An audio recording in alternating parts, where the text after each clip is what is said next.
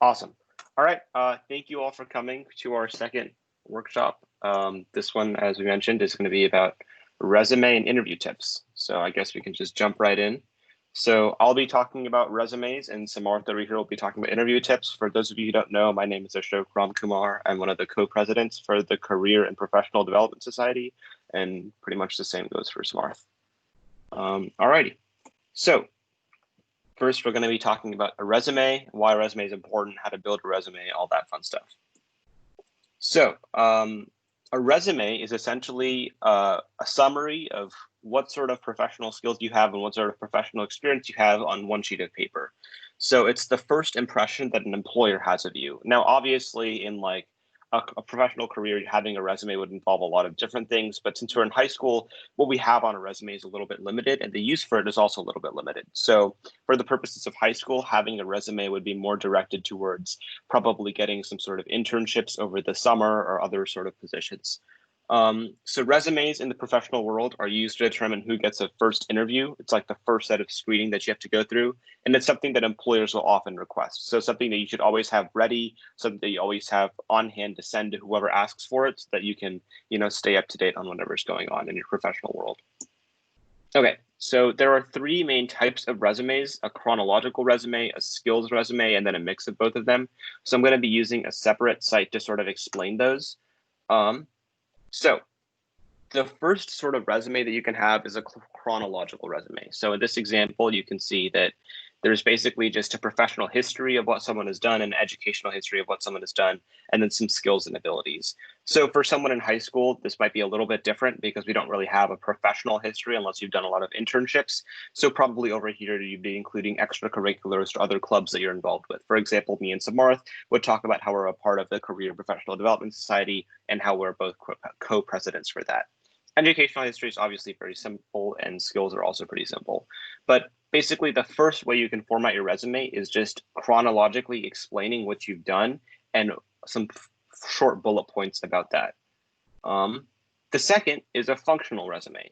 So this is a little bit different and probably something you might be considering later on in your career when you sort of have a lot of different experience in a lot of different fields. So a sort of a functional resume is more about different skills that you've gained over time. So for example, this makeup person, James Kennedy, has a lot of different experience in different sort of tasks. So process streamlining, complaint resolution, service-based selling.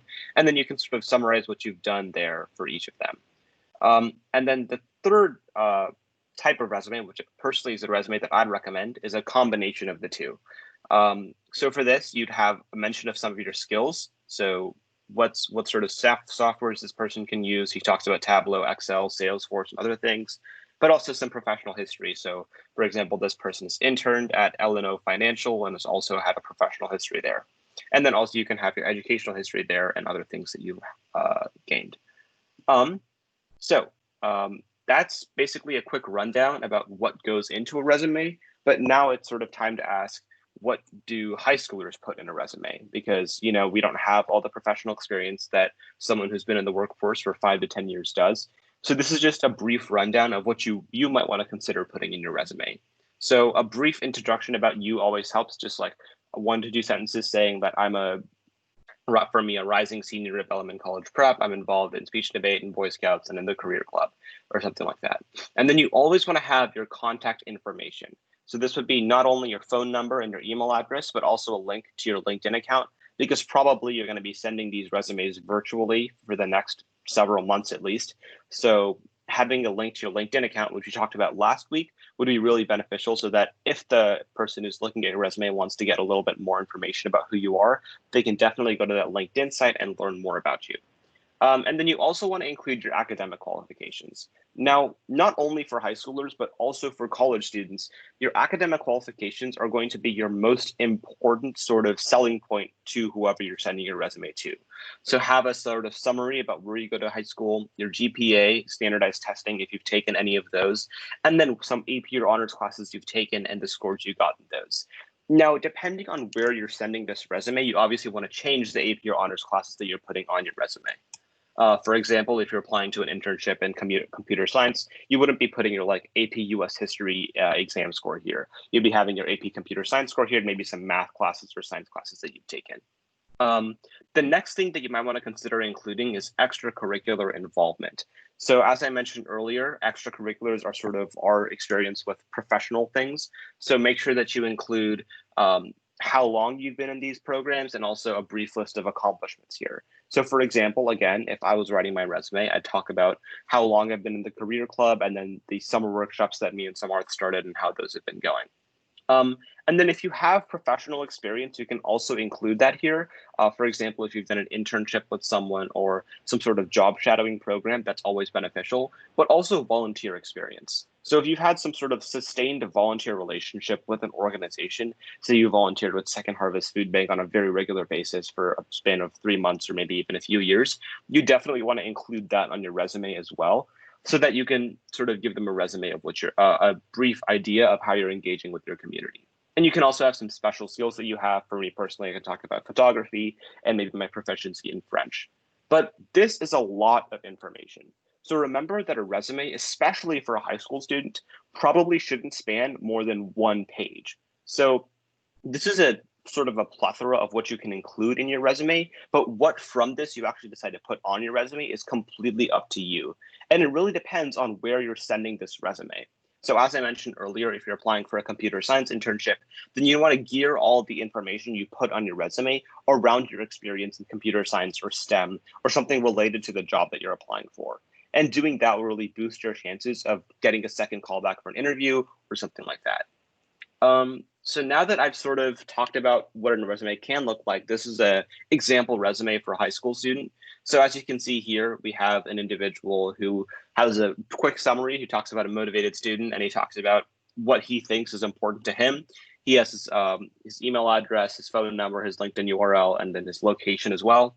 And then as you go down a little bit, you can see his education, which I mentioned earlier is your biggest selling point.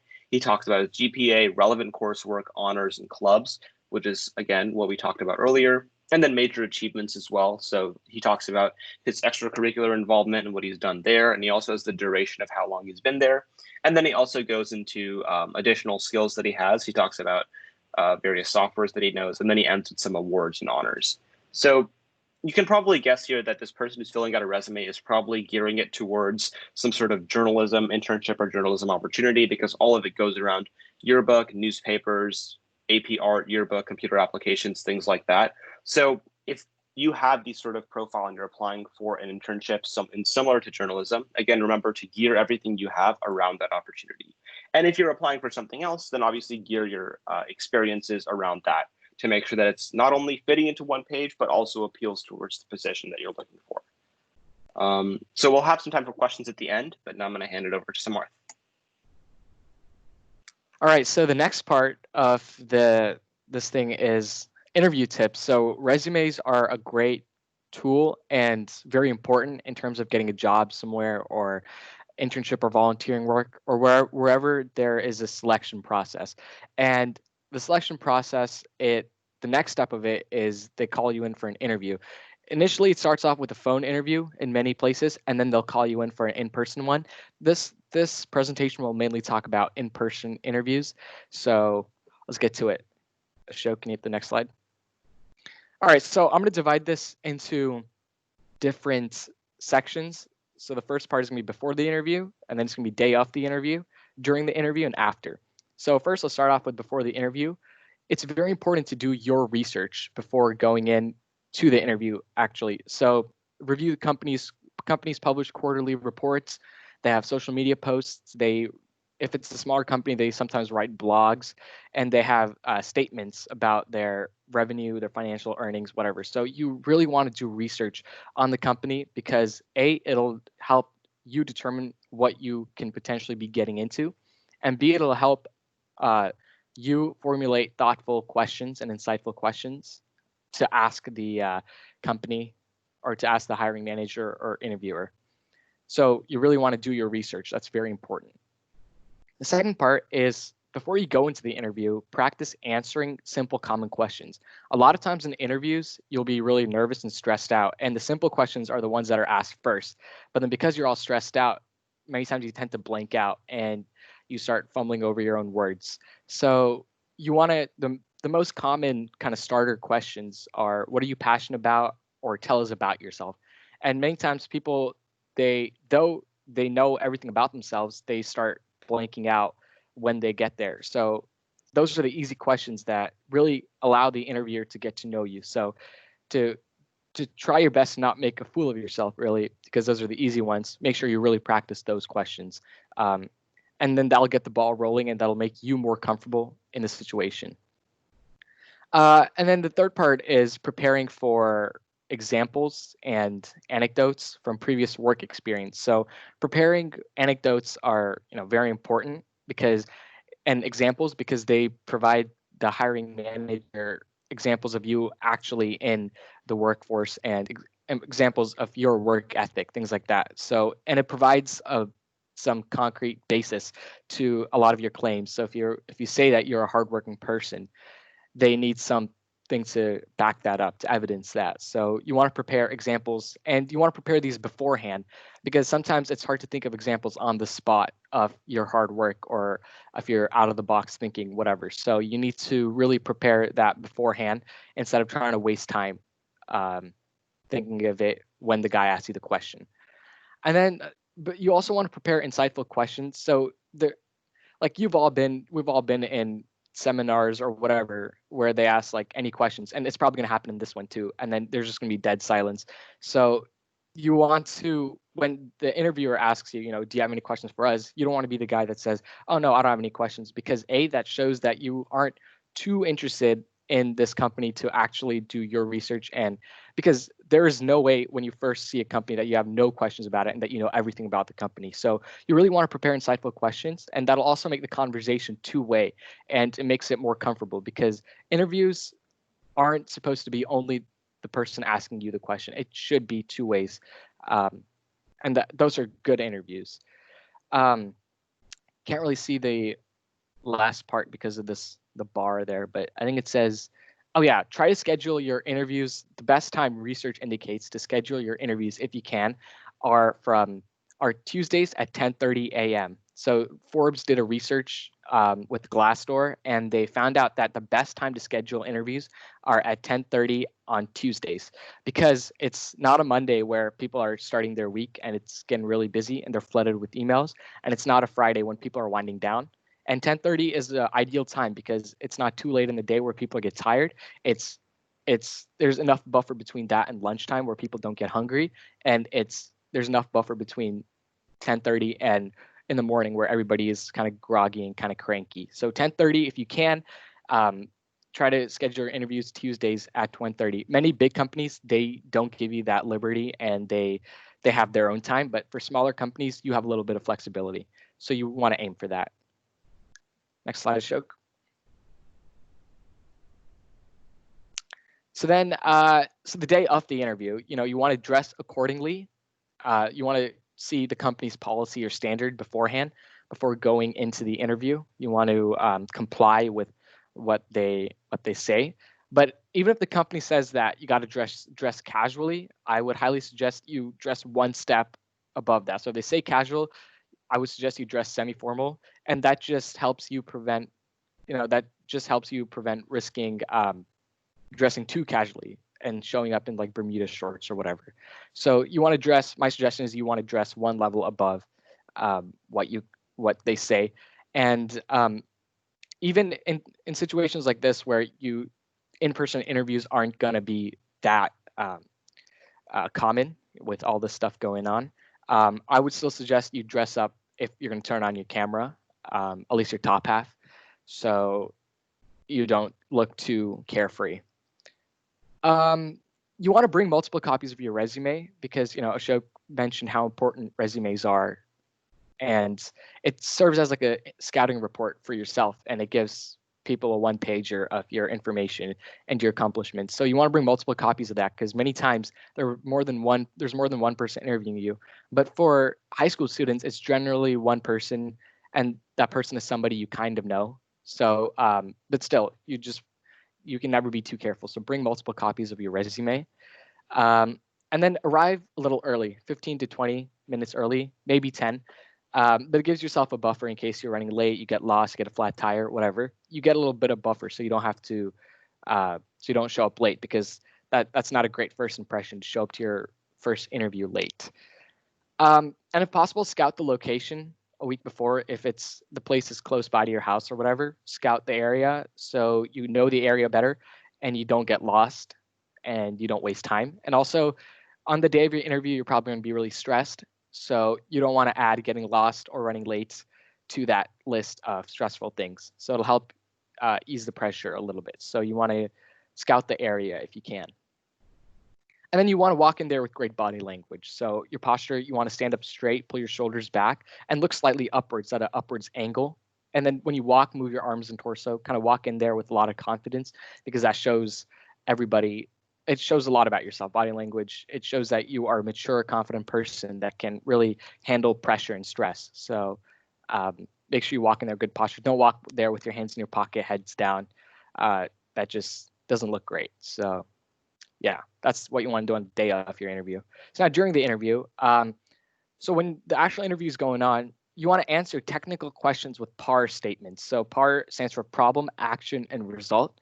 So when they ask you to give an example of you doing or solving a specific task or solving a problem, you want to state the problem. Because that'll show the interviewer or the hiring manager that you know how to diagnose a problem and you know how to identify a problem. And that's one of the most important things in problem solving, to actually identify what's wrong in the situation. So you want to state the problem, and then you want to say what actions you took. So cite any outside the box thinking. So you want to say what your solution was and and then finally you want to say how it's made, what was the result of it? How did it impact the situation? How did you fix the problem? And you really want to, and even if it didn't entirely fix the problem, you kind of want to be reflective upon yourself, because a lot of companies like to hire people who are reflective on themselves, because that shows that the person has growth and room for improvement.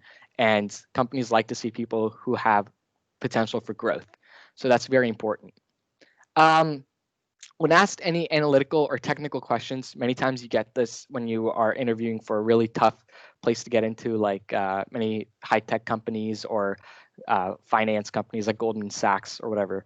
You're going to get a lot of analytical questions. So you want to think out loud and you want to ask clarifying questions. So what I mean is, if somebody asks you a question, you want to kind of state your thinking process and talk it out so they can hear your thought process. So it shows the interviewer that you have an ability to think logically and in steps analytically. So think out loud, and you want to ask clarifying questions, because you don't want to start going the wrong way and then have the interviewer rope you back into what the right solution is. So you want to ask clarifying questions. There's no harm in asking questions. It shows the interviewer that you are a confident person who is willing to take the steps to make sure the situation is properly solved. And so an example is if somebody asks you, provide a solution to efficiently parse through a given data set and output key trends in the data set, in terms of velocity, standard deviation, or whatever. So it's basically asking you to go through a data set automatically and figure out any key information. You want to think aloud. So you might want to say, like, first I'm going to convert the file into a CSV file, and then I'm going to go through, have a bunch of statements which can slice and then sort through the data and use certain metrics to figure out any key trends. So you want to think out loud, and you want to ask clarifying questions. So you might want to ask, are there any automation tools that I can use for this? What kind of functions would I be allowed to use in this? So you want to ask questions while you are working and think out loud. And then when you're asked a question, you want to tie your answers to highlight your skill set. So if you're asked kind of a more open-ended question, like what was your most memorable experience with your previous company, like you don't really want to say, like, I really like the company barbecue, or I like the party they threw all the volunteers after the project, or whatever.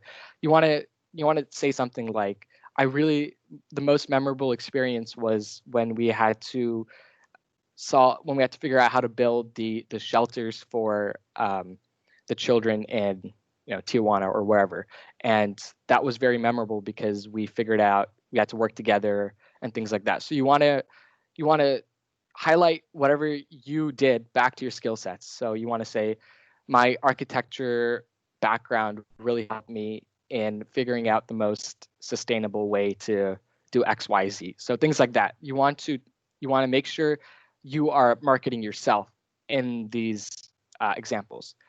And then you also want to ask questions that do two things: that one, show your interest in the company and show your proactiveness, and two, that actually ask the question you're asking. So, for example, you could say, you could ask the person, like, what's the reason the company grew 15% in revenue?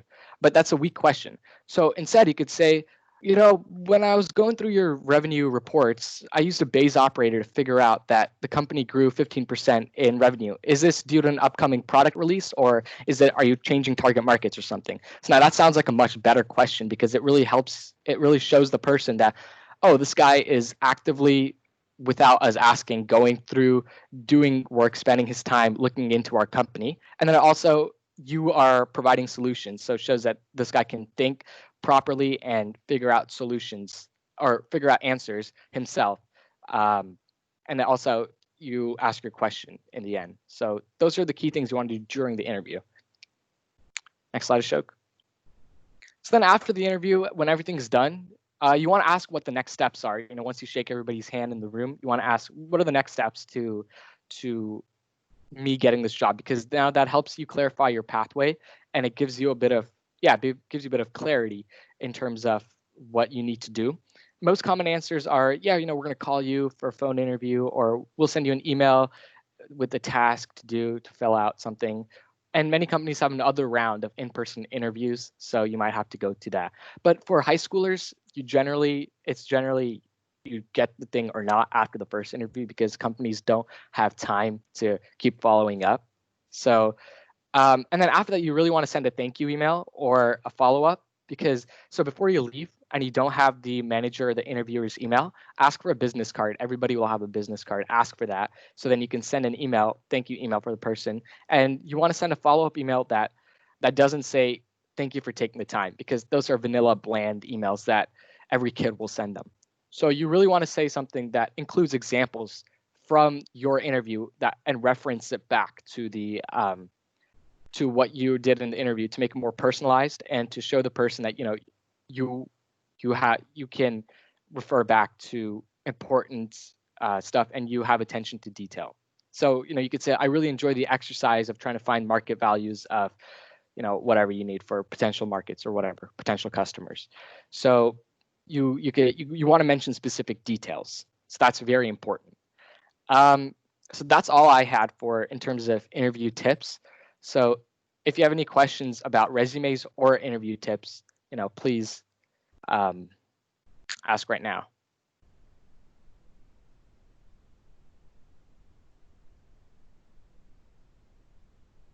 All right, I guess we don't have any questions. Ashok, will a copy of this presentation be available? Yes, so I was going to talk about. Go for that. So we actually just started a YouTube channel, and the link for the YouTube channel is in the general channel right now. It says all the meetings are recorded on the YouTube channel. So, and I just saved that message as well. So just hit that link, and then you'll be able to see last week's workshop, and then later today, this one will also be uploaded. And you could also scroll up on this this channel or whatever on Teams, and there's a recording on Microsoft Stream. You could also see that. It saves the recordings on there. Do you have any other questions or comments? Jen, I know you got a question. No, man, I don't. I mean, it's just I had these was all really helpful, and it made sense. Nothing really I didn't understand. Okay. Hey, Smarth. Yes. What would be? Oh, it's Daniel. Daniel. Yeah. What would be the best option to answering a question like, "What is your greatest weakness?" That's a good question. So again, that's another thing I should have mentioned, but that's another thing you want to prepare beforehand. Thing is, I can't really answer that for you because I don't know your greatest weakness, but you want to answer, the way you want to answer that question is you want to include an example of you demonstrating that greatest weakness, but how you try to rectify that situation. You know what I'm saying? So you want to say, if, for example, your greatest weakness is uh, the inability to communicate effectively, and that led to a problem where people just led to some type of confusion. You want to say what your greatest weakness is, an example of your greatest weakness, and then you want to provide that with an instance of how you try to rectify the situation. So yeah, this is another thing. If they ask you a question, don't answer with like one sentence answer. So if they say, what is your greatest weakness? You don't want to answer like, my greatest weakness is I can't communicate, and then end it at that and wait for the next question, because this is not like a police interview where it's like an interrogation. So you want to continue the conversation. You know what I'm saying, Daniel? Yeah, that's good. Thank you. I had Yeah. another tip for that question specifically. Every single job that you apply for will have sort of a job posting, and the company will describe a few traits or qualities that they're looking for in applicants. I wouldn't say that your weakness is one of those traits, because if they're being very explicit about what they want, I wouldn't say that one of your weaknesses is exactly what they want. So, for example, if you're applying for a journalism position, they legit say, we want a good communicator and a good writer. I wouldn't say that communication is your weak point. I would choose something else. But again, Yeah. always show that you have a growth mindset and you're always working on whatever weakness you currently have. Yeah, that's very important. You want to show that you're out there to fix, or that you have the ability to grow, because companies want to see people who have the ability to grow and move up in their company and take them to the next level, and take their own careers to the next level too. So yeah, that's a good question, Daniel. Yeah, great question. Martha? Any other questions from anyone? Yeah, I have a question. How would Who you, is this? Francis? Yeah. Okay. How would you approach a question that you haven't prepared for? Like, he asked a question and you haven't prepared for it before the interview. So that's a tough question. That's a good question. You want to really be quick thinking on your feet. Again, you want to try your best to prepare for it, but if you haven't prepared for it, think of it as a regular conversation at that point. Don't think of it as an interview. Think of it as like your friend asking you a question, and then that will kind of help you get the confidence to answer it. And if you don't really know the answer, feel free, answer honestly and say, I'm not really too, especially if it's like a question where it's like an analytical question where you get kind of stuck and they're asking you to solve a problem. Feel free to tell them, it seems like I might be veering off path or kind of getting stuck, and then they're going to help you and they're going to try to get you back on path, and then they want to see how you can recover from there. So don't lie to them and dig yourself into a deeper hole. So if they ask you, a question that you don't know the answer to, don't make stuff up. Best thing to do is to come clean, and then they'll help you back on track. I don't know. I don't think that was a great answer, but I would say another thing that's really important that Samarth mentioned in this presentation is that if there's an analytical question that you're struggling to find the answer to, then start asking them clarifying questions and sort of figuring out whatever doubts that you have. And I think clarifying the doubts that they have will probably help you to figure out your answer. Yeah, because they know that you can't come in there totally prepared. That's impossible. They're gonna throw a curveball at you. So it's up to you to recognize that changeup. So and if you don't and you swing and miss, that's totally fine. They're gonna help you back on. You got 9 more at bats. Any other questions? Good question, Francis. Any other questions? Any questions about resumes? All good there. Actually, Ashok, I had a question about the resume. What if they ask about prior experience, but you don't have prior experience? Well, they'll already have your resume, so if you don't have any prior experience, they'll already know. But I'm almost certain that by the time, you're a rising sophomore, right? So I'm sure you'll have some experience in clubs or something like that. And by the time you're applying for an internship, I'm sure you'll have something to talk about when they ask about like what prior experience do you have at XYZ. Yeah, and look, Nathan, it's that you don't have to be some sort of genius to state prior experience. You could just be a member of a club. I know Bell requires you to do service, so you could put that in too. And you're a rising sophomore, so you could put middle school experience too. But if you're an upperclassman, so you're junior and above, I highly suggest you don't put middle school stuff. Try to limit it to high school stuff. But if you're an underclassman, I recommend you put your middle school accomplishments too. But yeah, I'm like 99% of the time, everybody's got some sort of positive experience in a and you could also put, it doesn't have to be an academic setting. It could be a sports team if you're a swimmer, or if you are some part of some sort of society or volunteering experience. You could put that in. That's totally fine.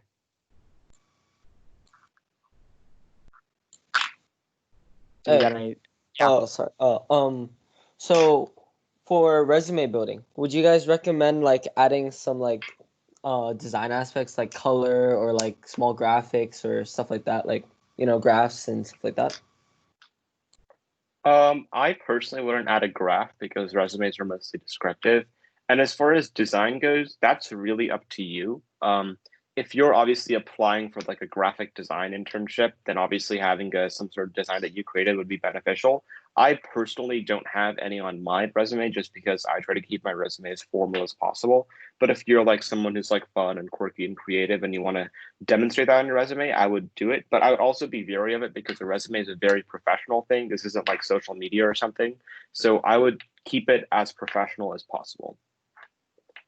Yeah, that's a good answer. And also, Daniel, you want to keep it. You want to make sure your content is not getting obstructed. So I would, yeah, as Ashok said, I wouldn't suggest putting a graph. But if you put some design and stuff, that's totally fine, as long as it doesn't take up space for additional content that you could have put there. Because it's always content over looks. These companies, they want to see who you are as a person. They don't really like look. I mean, if it looks really good, that's totally fine. But you want to make sure your content is preserved and you're not sacrificing that. You know what I'm saying? Yeah. Thank you. Yeah. So Martha, I think you said you had a question. Yeah. So I actually had a question, and maybe that might answer somebody else's question too. But so what kind of activity, if let's say you have many activities, how do you know which ones, what do you recommend to filter out some activities that you have to, because you got limited space on the paper? What kind of process do you recommend to filter out a lot of activities or information? Yeah. So what I would recommend is first look at the job description I was talking about earlier and look at what sort of traits they're looking for in the applicant. So if they say they want like leadership and communication skills, then I would have the experiences where you demonstrated the skills the most. So let's say, for example, you were like the team captain of the Bellarmine basketball team. That obviously involves a lot of leadership and communication. So if that's what they're asking for, you can have your experience in the Bellarmine basketball team and talk about how you demonstrated those skills and how those skills impacted the team's performance as a whole. On the other hand, if they're asking about like, I don't know, someone who very analytical, then you can talk about your experience, for example, in Bellarmine speech and debate and how you're analytical there. Okay. So you want to make sure you want to play to the company's interest, basically, and play to what strengths they require. Okay. Exactly. Yeah, that's good advice. Anybody else? Yeah, I've got one question for you guys. This is Johan, by the way. Would you recommend different or multiple versions of your resume based on the kind of traits that the company is looking for? Or would you say you would want to have kind of like a modular resume, which you can tweak depending on the company or experience that you're looking to show? I'm a little bit confused about the difference between the two. It seems like they're both like, could you just clarify that? Yeah, like would you say you have one complete resume that if you're looking for a company that is looking for leadership, you take out parts of it? Or would you have different, for example, documents that one is for a company that's looking for leadership, one is for one that is looking for compassion or something like that? Would you have different copies of the same document, or would you just change one document over and over again and just keep adding onto it or taking away from it? Okay, I see what you're saying. This is more about like file organization. I personally would just save all of the versions of the resume I create so that if like the person who asked for the resume asks for it again like 3 months later, I still have the same version to send them. But I think tailoring your resume is always good, but I also think that saving different versions is always good. But at the end of the day, it's really up to you. Got it. Thank you. Yeah, and Johan, you want to also be careful that you don't get too kind of narrow in terms of your resume and too what's the word I'm looking for? Specialized for certain companies. So you want to have a basic frame of your kind of template. You want to have a template, and then you, based off of that, you can make tweaks to it, things like that. At least that's my suggestion, and I think that's similar to what Ashok was saying too. It's like you want to, Yeah. you don't want to veer too far away for different companies. That's all I'm saying. Yeah, I would always have some something about your education, something about what if you have professional experience, that professional experience, something about extracurriculars, and if you do a lot of volunteering, something about volunteering. And what goes in each of those categories is really up to you. Like, for example, what AP courses do you put on there, or which extracurricular you spend more time explaining. But I would always have like those 4 categories if you have all of those 4 along with skills to have on your resume. Yeah, and look, they're not gonna like if you're gonna apply for a company right now or an internship or volunteering opportunity or whatever, they're gonna know that you're a high school student, so they're gonna be pretty like, I'm sure if you put in all your good qualities, they're not gonna be like, oh, this kid put too many good qualities. So put as many as you could fit. Yeah. Thank you, guys. Yeah, no problem. Any other questions from anyone?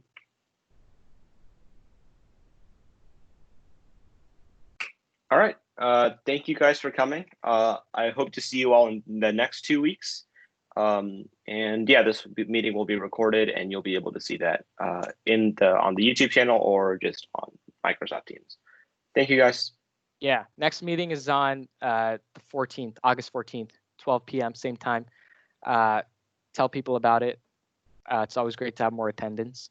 So yeah, hope to see all of you there. And if this is your first time coming, welcome. It's great to have you on board, So thank you. Thank you, guys.